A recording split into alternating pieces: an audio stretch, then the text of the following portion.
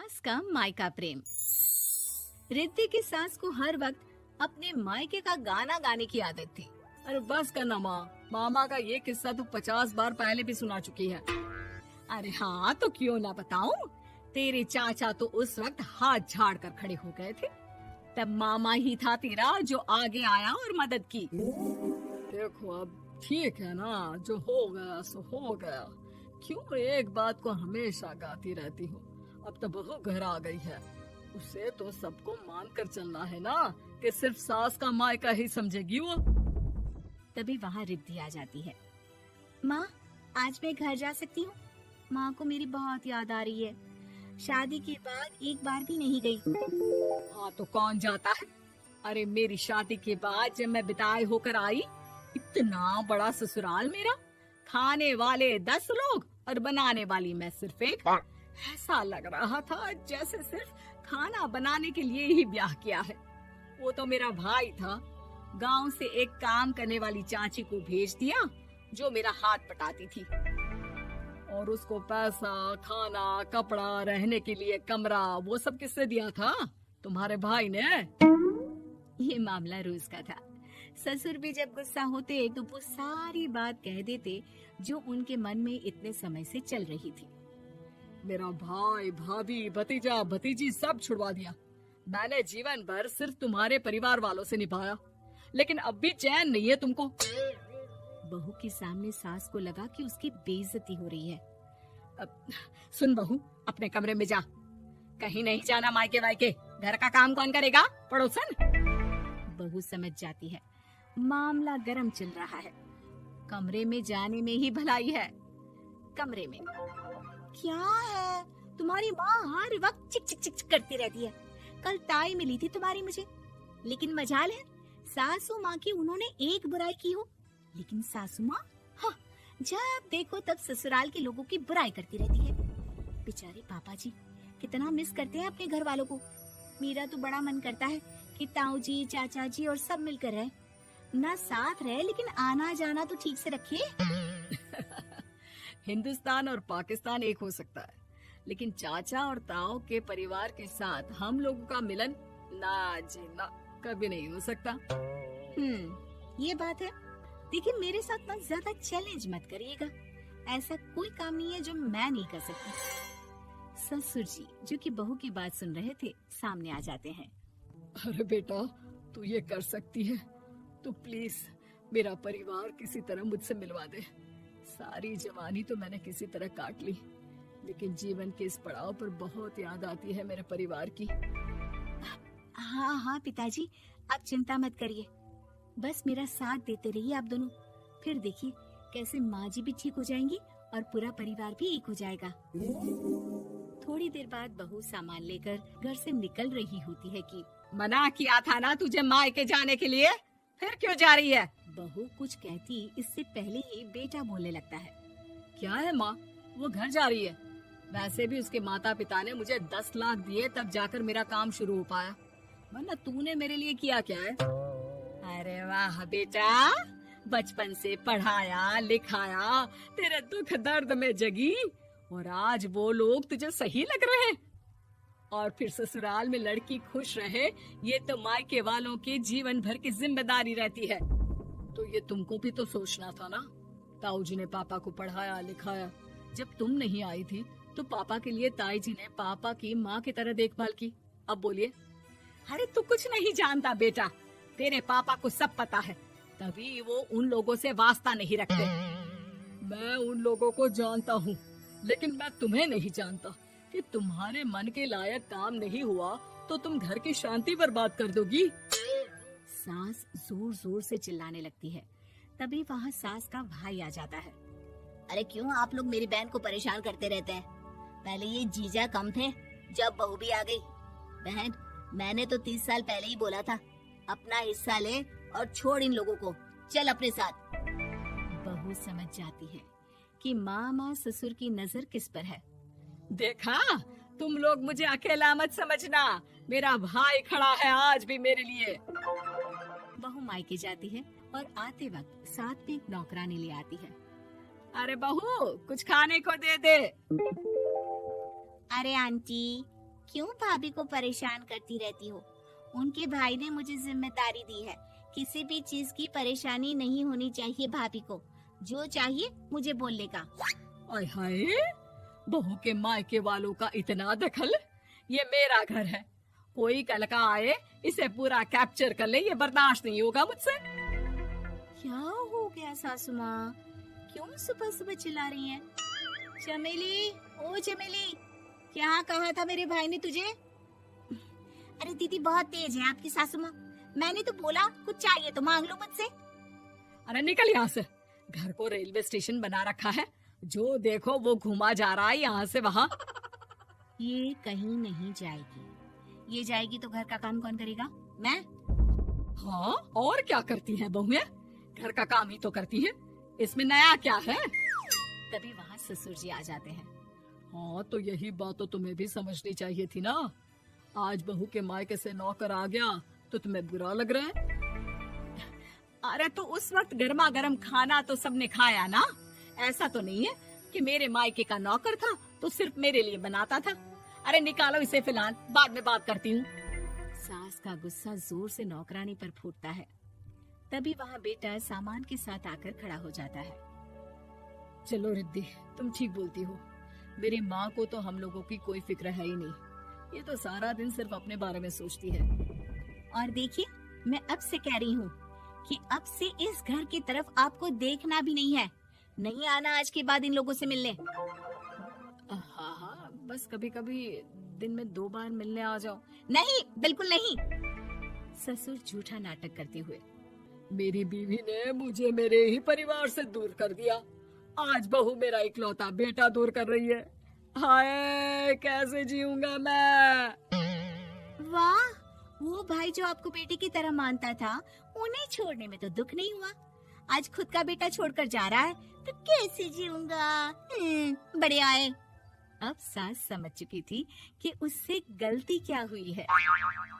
मुझे माफ कर दे बहू, अब मेरी समझ में आ गया कि अपनों से दूर कर बीवियां पति का भला नहीं बल्कि उन्हें जीवन में अकेला कर रही है। मुझे माफ कर दे, मैं अब सबसे माफी मांग लूंगी। ससुर जी दूर से बहू को थम्स अप दिखाते हैं। सास का पान बनारस वाला। सास को था दिन भर बनारसी पान खाने का क्रेज और बहू को करना था हर काम बहुत तेज। पान खाते हुए ठीक से बोल नहीं पाती थी सास और पान थूक भी नहीं सकती थी क्योंकि पान था बनारसी और बहू सुनती कुछ थी करती कुछ थी। ऐसे में सास को कभी आ जाता था गुस्सा तो कभी हंसी। बहू, खाना बना दो। क्या? गाना बना दो? जी, अभी बनाकर लाई। अरे खाना, एक काम कर, दूध सपा ले। कौन सा? धूम मचा ली? अरे दूध सपा ले, दूध सपा ले, दूध। वही तो, धूम मचा ले, धूम मचा ले, धूम। अभी गाती हूँ सासू माँ। धूम मचा ले, धूम मचा ले, धूम धूम। सास परेशान होकर अपना सर पकड़ लेती है और बहू की हरकत देखकर वो बहू से कुछ नहीं कहती है। एक दिन घर में आते हैं एक मेहमान। सास उस वक्त भी चबा रही होती है अपना पान। और बताया कैसे हैं? क्या कह रही हैं आप? अरे पूछ रही हैं पैसे हैं? अरे नहीं, कैसे हैं आप? पैसे हैं साहब। अरे कैसे हैं आप बोल रही हूँ, कैसे हैं आप कह दीजिए। अरे पैसे हैं साहब बोल रही हूँ, पैसे हैं साहब दे दीजिए। अरे पैसे क्यों मांग रही हैं? हमने कोई उधार लिया है क्या आपसे? अरे नहीं तो, वही तो बोल रही है। वही तो, आपने पैसे लिए ही होंगे उनसे। अरे यार, पान थूक दीजिए ना, फिर बोल लीजिए। फूकूंगी, रुको छोड़ो। क्या? ठीक से बोलिए ना। फूकूंगी, रुको छोड़ो। कह रही हैं ठोक दूंगी, रुको थोड़ा। अरे हम मेहमान हैं आपके यहाँ, नाश्ता पानी की बात करने की जगह मारपीट की बात कर रही हैं आप। अरे नाश्ता तो कर लो। है क्या बोल रही हैं? रास्ता पकड़ लो। गजब बेइज्जती है यार, दोनों सास बहू मिलकर डरा धमका रही हैं।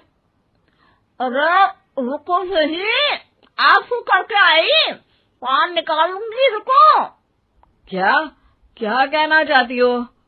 अरे रुको भी, आंसू करके आई, पान निकालूंगी, रुको। बस इतना कहकर सास चली जाती है थूकने पान, लेकिन बहू से सास की बात का मतलब पूछ लेते हैं मेहमान। अब ये क्या बोल कर गई हैं? सुना नहीं? बोल रही थी रुको अभी, चाकू धार के लाई, जान निकाल लूंगी, रुको। बस बहू की बात सुन के भाग जाते हैं गेस्ट, और सास का पान थूकना भी चला जाता है वेस्ट। अरे मेहमान किधर गए? भाग गए। आपने कहा था ना चाकू जान निकाल लेंगी। अरे बोला था आथू, चाकू नहीं, और पान निकाल लूंगी, जान नहीं। अरे तू मेरी गजल का रीमिक्स बनाएगी तो लोग कुछ का कुछ तो समझेंगे ही। अरे क्यों बोलती है बीच में? आपकी बात किसी को समझ में नहीं आती इसलिए।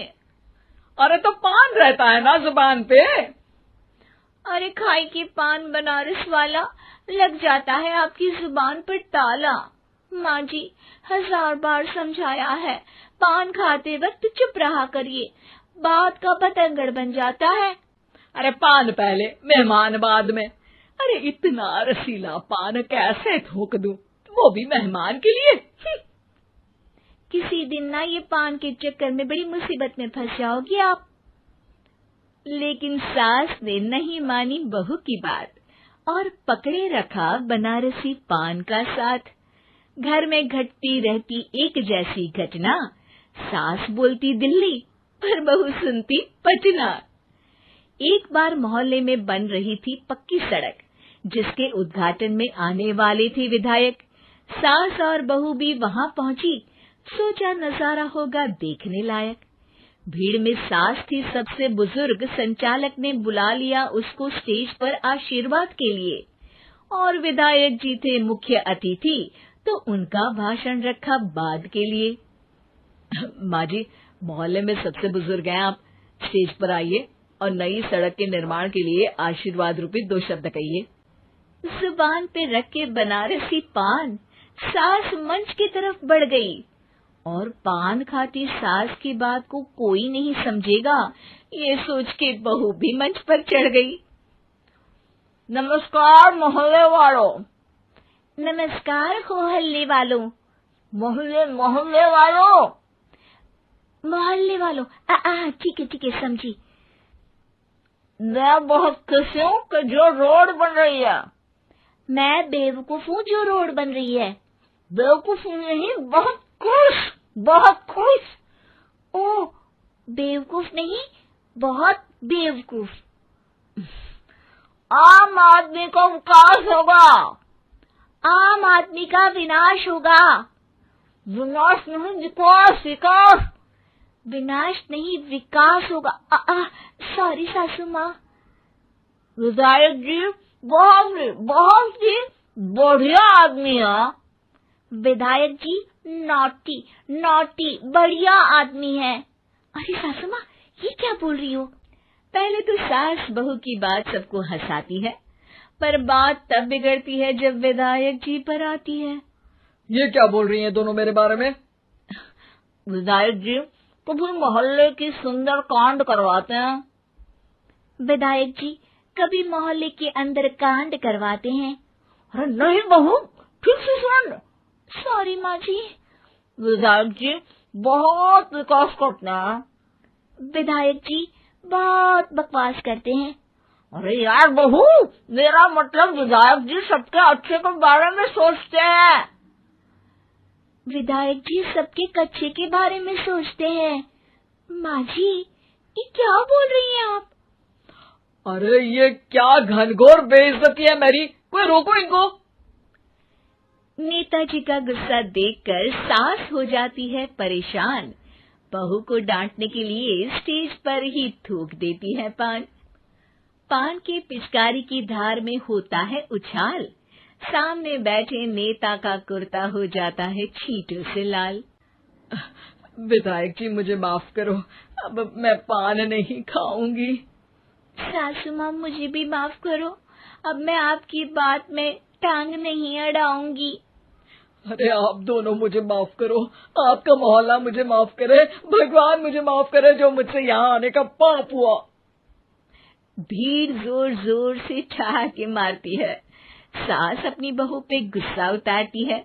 नेताजी हो जाते हैं उड़नछू। माँ जी हमेशा के लिए कर देती है पान को अथू।